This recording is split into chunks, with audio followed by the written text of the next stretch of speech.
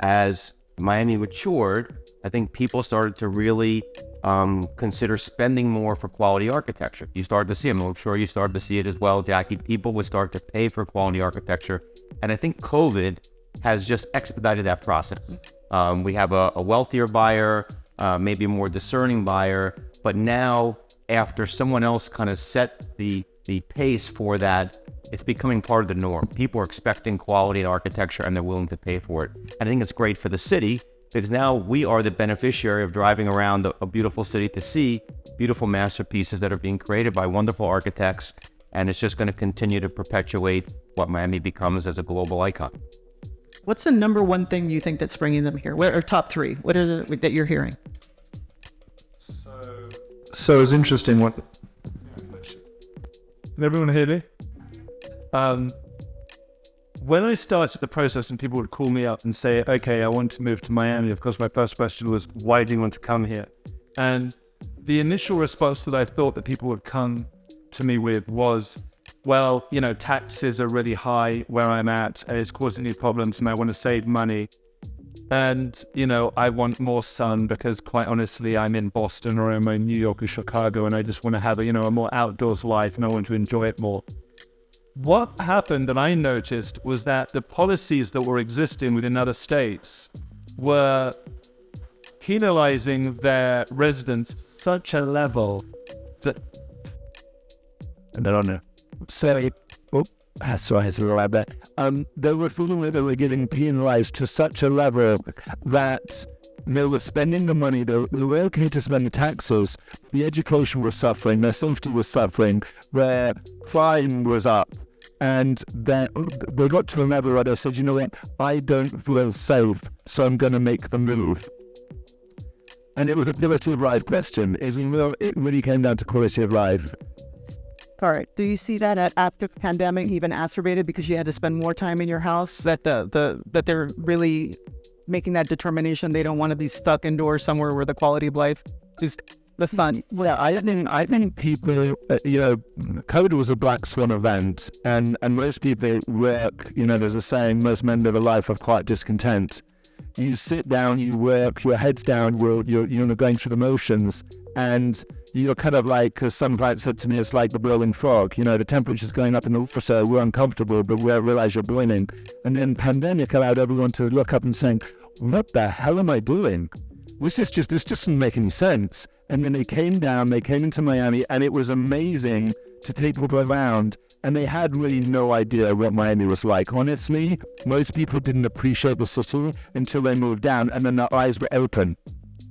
And then they got to realize that it was safe, that there was good education, that there was great life to be had, good restaurants. It's a beautiful city. I mean, it's gorgeous. And that communication went back home. That message went back to Connecticut, to New York. I read somewhere there was 39,000 branded units that came on the market since 2010, and that's a 40% increase. So that's definitely a trend that's finding Miami, and it keeps growing, right? That's pretty interesting. And are people in Miami, are you finding that after the pandemic, the product that you are putting on the market and the guys, what you're designing as well, has design changed? Or after the influenza, for example, the whole idea of a powder room came to be because people wanted a way of sort of sanitizing before they came into the residence. That's an innovation. The idea of white bathrooms as opposed to like bathrooms had been using darker finishes. So there's this idea and this concern about health and wellness. How has that impacted, if at all?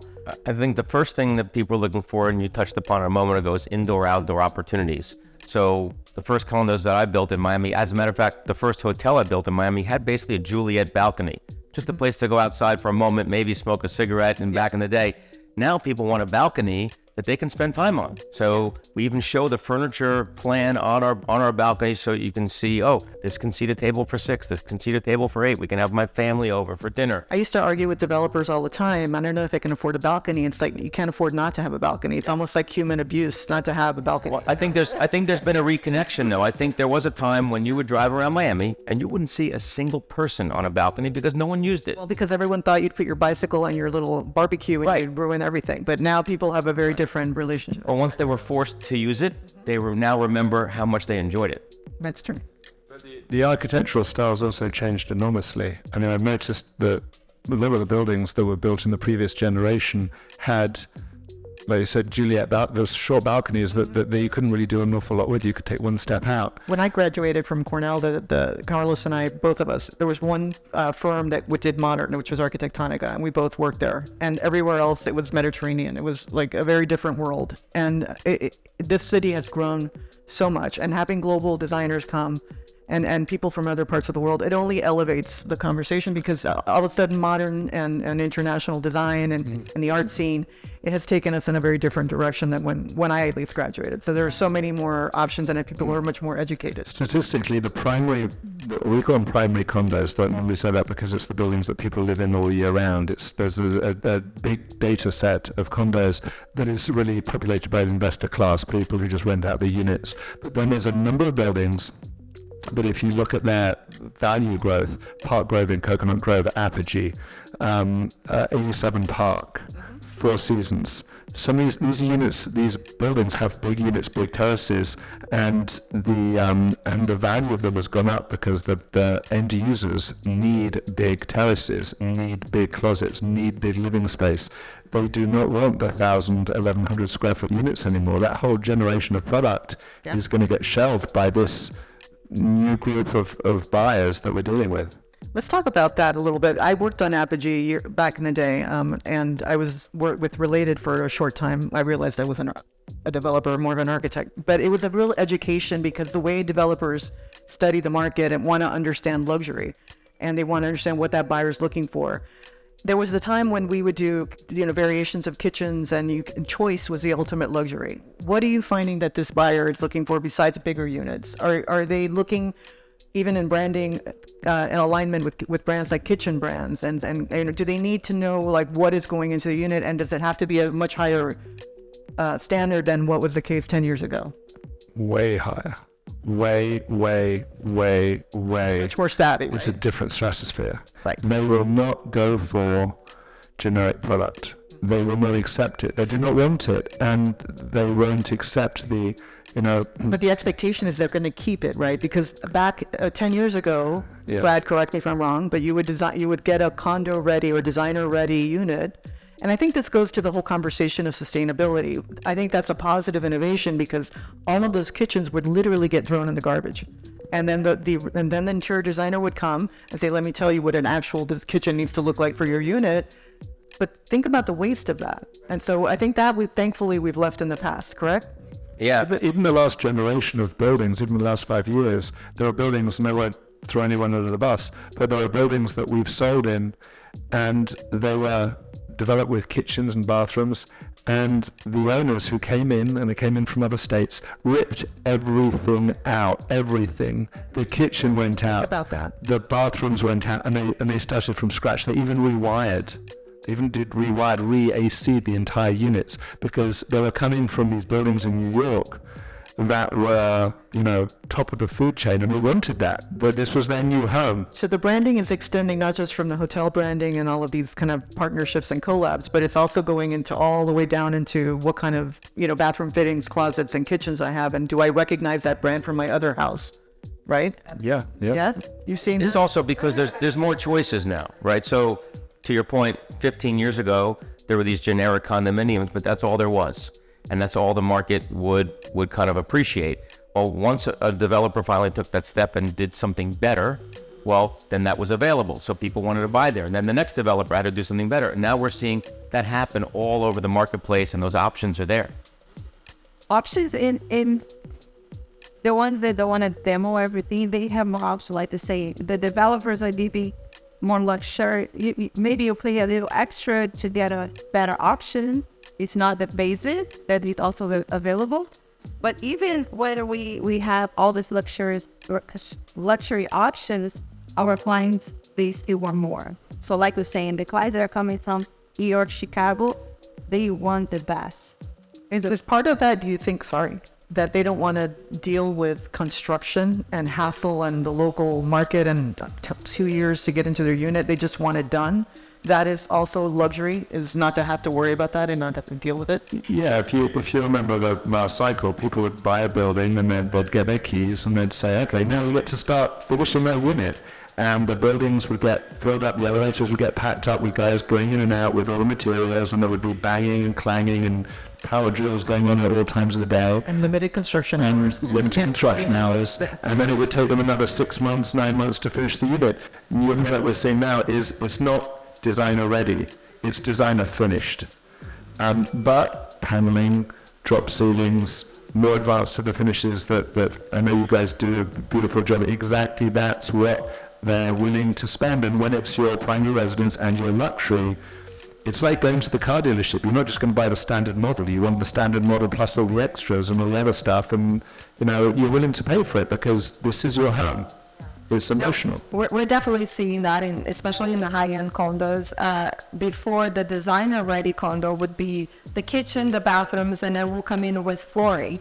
Now, like we recently did the States at Aquamarina, and I was surprised when the client said it's decorators ready, and we're like, okay, here we come with floor tile to show the clients and closets. And we got there, like, oh, high-end closets already done, well, flooring done. So I feel like it's changing in that way. Is that right? Like the high-end will come more ready, less work for us. Are you giving people choice? Are you allowing that? Yeah, I would go back to that for 1 second, though. I also think that the developer finally learned that to have their brand new building kind of gone up and down by 40 different contractors, putting in flooring, doing all these things, and essentially destroying their building for the first year was really not the best way to build. And, the decorator ready was really a way to give less and charge the same price. And ultimately now I think the market figured out it's better to deliver a unit that's finished, that's high end, that if a person's coming from another market, they simply need to go to Artefacto or one of the high-end furniture stores here in town and buy their furniture and move in without having to get a building permit, without having to find a small contractor, and it's a much easier way to transition in. And we are giving choices. You can only do so many choices because you can't have 150 to 200 units in a building where you're giving everybody a choice of everything because you just can't be productive. But within reason, we're giving choices. And what about materials? What are you guys seeing in the market as far as sustainable materials or any? And we're facing everywhere globally. This buyer that we've been talking about have an expectation about finishes and stone and wood and so on. Are you seeing more synthetic materials? We just finished our first house as a luxury house with porcelain, which I had always held off from. But you're seeing it in Buffy, in the kitchens. I mean, people are really embracing synthetic materials, and they've really come along from a design standpoint to the point that even the luxury buyer, is finally, the difference is, are you guys seeing that? Or 100% more man-made materials, and people changing their mind. And I think it's our job as designers and architects to educate the client about the materials, how high-end it is, how more durable, less maintenance, and they're more open to that. I think it's almost like dated to think, you have to have real natural marble on the floor because the value, I mean, you guys correct me if I'm wrong, versus like a beautiful Italian, porcelain that's going to require zero maintenance. So I see a lot of our clients wanting that and appreciating that nowadays. And also price point. I see not a huge difference anymore between a real marble or porcelain because the porcelains are really well made and Italians know that. And yes, it's expensive too to get a very high-end material, even if it's man-made, machine-made or whatever. But yes, our clients are changing and are appreciating that. what about you? Are you seeing more precut? I think you touched on a great word also, education, right? So there used to be a time when you used the word porcelain and people thought, oh, well, that's just fake, right? Not real. Now people understand that, there's quality processes, that there's better porcelains than others, right? Whether it's rectified properly or not rectified, whether it really looks real. And in all of our buildings, we're offering porcelain as a flooring option and different choices on that flooring. And there are opportunities then to also put some natural materials too, because, natural products are also beautiful. Like in the addition, it's a very warm feeling. We're using a natural white oak for all of our cabinetry, and that's that buyer. That buyer wants that kind of somewhat zen, kind of very simple feeling as opposed to an Aquilina, which is a little bit more kind of over the top on its finishes. But I think that's where people gravitate to. And I think every project, we always educating the clients, from the porcelain to the fabrics. Here. It's very interesting to listen to your conversation, and from a foreign point of view, which on the other hand is working in Miami since 2000. So what I should summarize is the awareness of quality. So the very first time we came here was 2000, and all of the products that and the materials were ordered from Italy, and that's why the project, which was the collection, was so successful and so unusual at that time, because really there was not the same understanding and the same attention to quality from I speak about developers' point of view, because we work with developers here more than private clients. And that's why, for example, now you have the design district, for example. When I came here the first time, there was no design district. There was perhaps Miami Art Basel, perhaps, but no design Art Basel. So now the awareness of design, of quality, and from my point of view, of course, the Italian companies and the Italian quality has increased tremendously, and now even not high-end and high luxury condominium have a good standard. The kitchens are, most of them, I know that the Italian companies, Italian kitchen companies make a very big business here in Miami, because 500 apartments are 500 kitchens. So it's we've seen that, and I wonder if you guys have seen the same. It used to be that luxury homes, even you would get custom made kitchens and bathrooms, and lately we've been pricing Italian, like really high-end kitchens, and they're coming in about the same, and the quality is, Italian factory made beautiful craft. Are you seeing that as well, that the pool of really good subs is dwindling, and therefore the desire of that to maintain that quality that the buyer is expecting is pushing us even more into specifying a lot of these products, or There's another factor there. So the local firms, let's say the U.S. based firms, especially the ones that are here in South Florida, are so busy, and their prices went up so much that now all of a sudden there's a level playing field between getting things from Europe and getting things locally. Everything in Miami used to be really inexpensive. I know, but I just Italy was so expensive. Yeah. That might change in time. So right now, to your point, we're seeing exactly the same thing, and it's a great opportunity to take advantage of it. So you can get the high quality product from overseas at the same price that you might be getting here locally, at least for the moment. And to your point before, the brand, they know, the quality is going to be there and it's not spotty, so that's great. Yeah. As I'm overhearing this conversation, it's triggering thoughts in my head about, noticing some of the deals that we're seeing, and just some of the observations of these buyers that we've had in the last 12 months who have kind of bought these really expensive homes or condos. And, the process of getting a product finished, a house, a condo, the timeline it takes to do is obviously quite lengthy now, because often these units are bigger. I mean, we're seeing units now. I used to have a hard time finding something for 4,000 square feet. Now, if you look at the new product, there's a lot of bigger 5,000, 6,000, 7,000 square foot units. But in order to get the product built, it's taking a lot longer. And the people coming in, time is the asset that $1 million never bought 1 second. And so when they come in and they rent it and it's really well done, they will pay a massive premium for it. And what that's translating for the rest of the market is it's giving confidence to those buyers who are coming in, who are buying pre-construction or are buying something that's new and needs to be, and they're saying, you know what, it's okay to spend top dollar on this kitchen, or on this flooring, or on this finish, or on this house, and overall spend, because the dollar per square foot can absorb it. And that is allowing us to jump the whole new level. People are scared because they're not going to be the most expensive house on the block anymore. And I think that's just going to keep, allowing us to move in the direction that we kind of feel like we should against walking in. A broker that I'll leave nameless told me recently that there's a premium to pay for ready.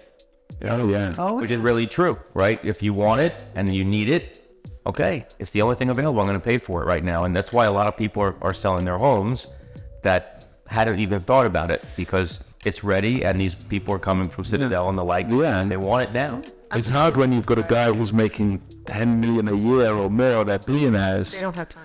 They don't have time, and a million here, million there, and it sounds obnoxious, but for them it's like, look, I'm whatever, and usually they're in a stage of life when they're accomplished, very accomplished, so they're going to be older, they're not in their 20s anymore, 30s, and time is such a valuable point, and they will pay the premium, and they are, and the numbers prove it. Let's talk about the pressure points of Just for clarity, 50s are still young. Which is you're good, you're good. I want to hear really Best years of your life. about, are you guys seeing prefab, or are you doing custom luxury, local fabrication more? How are you seeing your interiors shake out? We definitely do luxury and a lot of custom, but like you mentioned, all the new workers that are local, they are taking forever. They are driving us crazy. And they are extremely expensive. Yes. So when we see beautiful Italian companies, here in the design district offering beautiful kitchens, for instance, we bring the clients in, they fall in love. It's much easier even for us to work with a kitchen company from Italy than doing from scratch with a carpenter that we used to only do this way. And we even see clients coming. We have clients from New York, from Chicago. We meet here to go shopping, right, for everything. So Miami is the place to even go shopping. Which is wonderful, right? To have a design district that you can see product and take your client and not have to go to New York. Yes, Great. yes. That really helps. We did price a house, and all of the kitchens and bathrooms came cheaper if we bought them with an Italian company for whatever reason. That was the first. So I'm seeing that as well. What about other prefab systems? We recently saw spas. Are you seeing that there's a lot of prefabrication coming, or not? In the project that we're building in Edgewater, the addition, we're putting in this prefab infrared sauna. We are too, yeah. Versus 20 years ago would have been the guy who stick built. has a sauna company and everything's coming parts and pieces, and the quality is great because you're controlling that quality in the factory versus controlling it on a construction site with 500 workers. So we had a developer who wanted to move walls. They're doing it in office and prefab, hotels. Are you seeing it yet in residential? Is it coming? Not as much in the high-rise sector yet, but a lot of the prefab work that we're doing is more individual to the trades. Like most of the electrical work you see now is coming prefab. Things behind the walls, as an example. So they're building these things at their shop, delivering them to the site, so there's less assembly on the site. And the plumbing, the Schluter system, Same it's thing. one system. Exactly. It used to be 4 trades. Yep. Now it's one thing. Right. So, and it's waterproof. So Which again is controlling time and quality, because when you can do things in a controlled environment, not on a construction site, and the same person is doing that same thing all day, every day, you should get a better result. Let's switch gears a little bit and talk about Miami. What do we need to see more of to make this a sustainable city that has, because we're looking at the top 5, 10%, but what about everybody else? We have an affordability crisis in our city. What is it going to take for us to be able to get our way out of this rent? I think Cafe had us at the top. For every apartment that was on the market, 34 people were looking at it, as opposed to 14, which is the national standard. So we really do have an affordability crisis in our city because it is so desirable and people do want to live here, and it's driving the prices up. That's one of the. How can we get the prices down? What are the pressure points as developers, Brad, do you think would move the needle in that regard? David touched upon it before, but people talk about traffic here all the time, and candidly, to me, that's just part of a city maturing and growing, and I think we're going to have more traffic, and we're going to have to deal with it even as we put in mass transit systems, and that's come from somebody who literally took the Bright Line today. So I think we're getting better in that sector. We're getting the transit-oriented development all along the spine on US 1. You see them coming up, so there's definitely... I think schools are our single biggest problem, and it's not for the Citadels of the world, candidly. It's for the executive who is moving here, or that you're trying to recruit to help your business grow from another city. Maybe they're making a really good salary, $350,000, $400,000, but once they realize that the schools aren't so good, and I've got to go to Gulliver, Ransom, Country Day, Columbus, one of these other private schools where I've paid for those private schools for a long time, and you're spending $40,000+ a year after tax dollars per kid, and you've got 3 kids. Next thing you know, that salary doesn't look so good anymore. And that becomes an issue. And then they have to choose, well, now I'm going to move to Cooper City or Weston or Pembroke Pines. And then that's not really the moving to Miami dream. So I think our schools need to get better. And unfortunately, while we have this amazing tax situation that's attracting people, if our taxes, instead of being a 13% savings, were an 11% savings, and we gave 2% back to help our schools, we'd solve, I think, a lot of problems. That's the platform I'm going to run for governor. Just kidding. Are you saying that? I hit the nail on the head. It's very true. It's really true that the schools, I mean, if you look, I wrote 2 daughters in private school, and when I look around and I have families who come to me and they say, okay, we're ready to buy a house, and then a month later they'll say, I couldn't get into Gulliver, I couldn't get into Pearl, I couldn't get into, only Ransom obviously is the poster child right now for the hard school to get into. So then they're looking elsewhere and they're going further south, and that's where we see growth going more north, and Miami Shores obviously has done better, Morningside has done better, going into the south area, going into Palmetto Bay. That areas, obviously prices have gone up there, but the reality of it is that Miami is not a cheap city.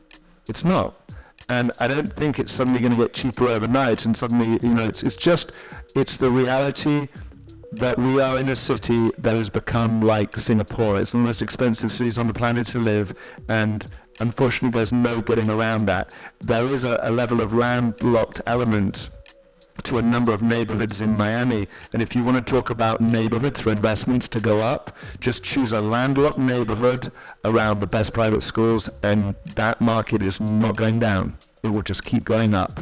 There's no more space, no more land. People have been buying up land like crazy, but yeah, I mean, we don't have enough spaces. How important? I'm sorry. So I've had 2 kids go through Ransom, and I have one in Gulliver now, and I'm on the board of directors at Gulliver. And when people would move to town, or they were thinking of moving to town, what do you do? What's your business? What does your wife do? You're on the board of Gulliver? Oh my God. Like, that was the single greatest thing that they thought, because, maybe there's an opportunity to introduce me to somebody to get your kid into school. People can't, there's not even the numbers to get in. And that's a big problem. And what about this idea of a walkable city? The new people that are coming in are coming from, areas that maybe they had more walkability, or is that something that you're seeing your clients are making a decision about based on if the community is a walkable city or has access to transit? How important is that? It's funny, we were talking about this today, and I think it's divided. I think it depends on the demographic, right? I think even our clients, young clients that want to move in from New York, let's say, they're used to this. So they want to live in Brickell area. They want to live where they can walk around. But if we have families moving in, it's about the school district. So it's not, they're not going to walk around. So, yes. The Coconut Grove is like ground zero for walkability in Miami. You want to talk about the most walkable neighborhood? It's Coconut Grove. And Sunset Harbor for a beach is hugely popular. And yes, people will come in and they'll say, and I've sold a number of houses and all condos, and they'll say, you know what, I don't drive. I haven't driven a car for 20 years, so I need to be walkable. And then I'm like, it's kind of a problem, because we don't have a lot. And obviously, so Brickell's growing, and that's where the luxury market in Brickell's growing, because people do want walkability. The Grove is just, prices are through the roof, just absolutely through the roof. And, you see developments around Coral Gables. But the truth is there are areas where it takes a few years for people to relocate, to say, you know what, maybe I can move a bit more south. And then as the kids get older, they'll move to Pinecrest, and they do move down there. But I think what I'm seeing now is that they are realizing that they just don't have the ability to be absolutely walkable for the budget that they have, and they have to move a bit further out.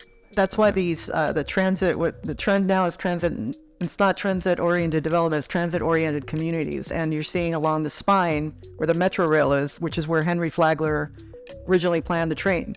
That's because that was high ground. So the evolution of Miami in the future, among architects and urbanists as we're looking at it, is to move more density to higher ground, near transit, so that more people can afford to live near these areas like Coconut Grove, and have access to the more desirable areas. That doesn't happen unless we increase density.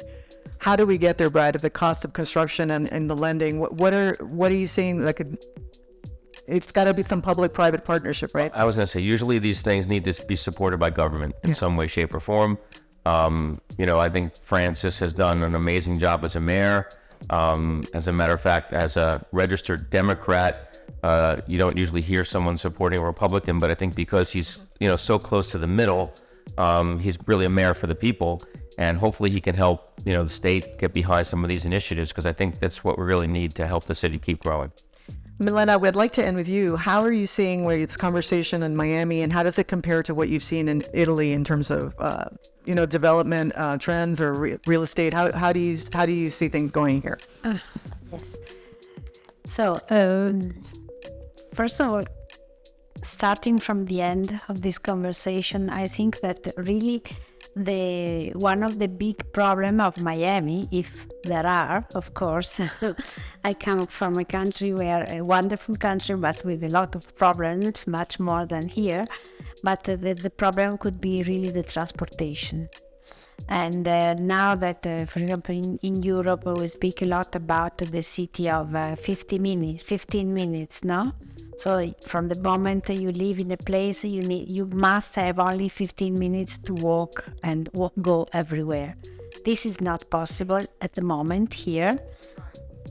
You're trying, and this will be the great success, which will not make the city more affordable, because it will never be, probably, because it will be like New York, Los Angeles, Singapore, very expensive cities for everybody. But this is the challenge, I guess. And the other challenge that I see, which is also something that in Europe and in Italy we are trying to face now very, very strongly, is the sustainability.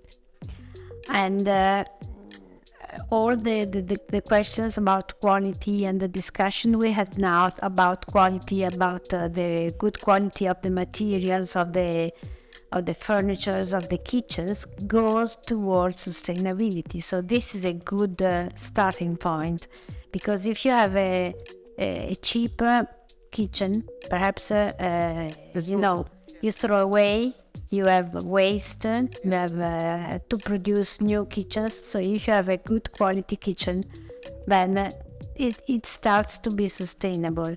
The same is for lighting. Now there is a big attention also in the projects that we are developing now, both in residential here in Miami and also in office buildings, with another developer, and also the collection that Lucia mentioned before. The attention of lighting is something which is very important. It's important from an aesthetic point of view, because we believe that light in a project is 50% of the quality and of the beauty, because and in Miami you have already a wonderful sunlight which can be exploited in the best way, really.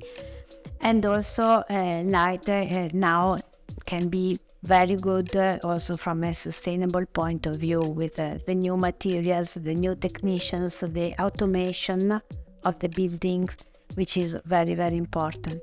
So these are, I started from what we care now very much in Europe and in Italy, and what perhaps here is starting to be considered much more deeply.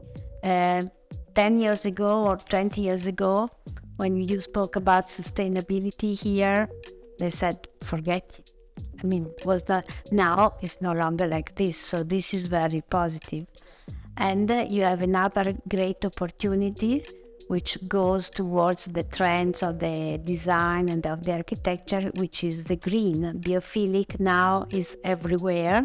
Everybody's speaking about biophilic, the green, which is protecting the climate and giving health to the citizens. And here you have such a great climate that, for example, that project that was showing Lucia now is a people mover.